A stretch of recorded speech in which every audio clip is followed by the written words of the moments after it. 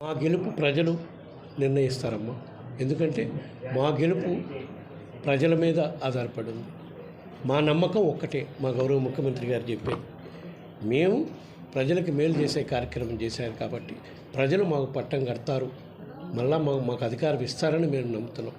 చంద్రబాబు నాయుడు గారిలాగా, పవన్ కళ్యాణ్ గారిలాగా అమలు కాని హామీలు ఇచ్చే కార్యక్రమం మా ప్రభుత్వం చేయదు, మా ముఖ్యమంత్రి చేయడు. కాబట్టి మాకు ప్రజల మీద నమ్మకం ఉంది. ప్రజలు మమ్మల్ని విశ్వసిస్తున్నారు. తప్పకుండా రాబోయే రోజుల్లో మాకు మేలు చేస్తారు. మీరు ఆలోచించండి, ప్రజలు ఆలోచించుకుంటారు. ప్రజలకు వదిలేస్తాం. ఇప్పుడు అమలు చేస్తున్న నవరత్నాల వల్ల ప్రజలకు మేలు జరుగుతుందా?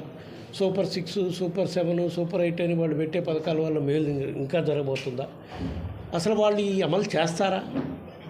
ఇవన్నీ ఎలక్షన్ మేనిఫెస్టో వరకే. చంద్రబాబు నాయుడు దృష్టిలో ఏదైనా సరే సూపర్ సిస్టో కానీ మేనిఫెస్టో కానీ ఏదైనా ఎలక్షన్లు అయిపోయినాక ఆయన మేనిఫెస్టో గుర్తురాదు, ఆయనకేమీ అసలు ఆ వెబ్సైట్లో కూడా ఉండదు. అట్లాంటి హామీలు ఎన్ని ఇస్తే ఏమి? 6 కాకపోతే 60 ఇవ్వనండి. నియోజకవర్గ పరిస్థితులను బట్టి, అవసరాలను బట్టి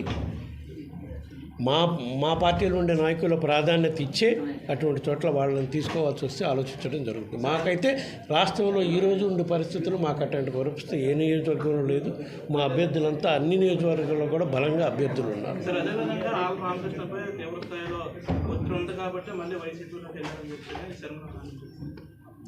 ఆయన పార్టీలే మళ్ళా తిరుగు వస్తానని చెప్పిన రోజు ఒకటే చెప్పాడు,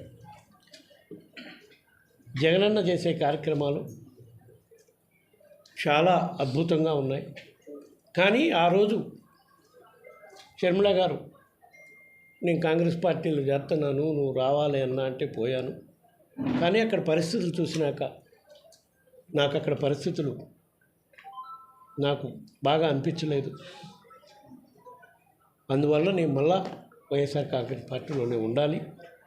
ఉండటమే కాదు, జగనన్న పెట్టిన అభ్యర్థులను మంగళగిరిలో ఇంకా చుట్టుపక్కల నియోజకవర్గాల్లో ఎక్కడ జగనన్న పెట్టిన అభ్యర్థులను గెలుపు కృషి చేస్తానని కూడా మీడియా సాక్షిగా ఆయన మీకు చెప్పడం.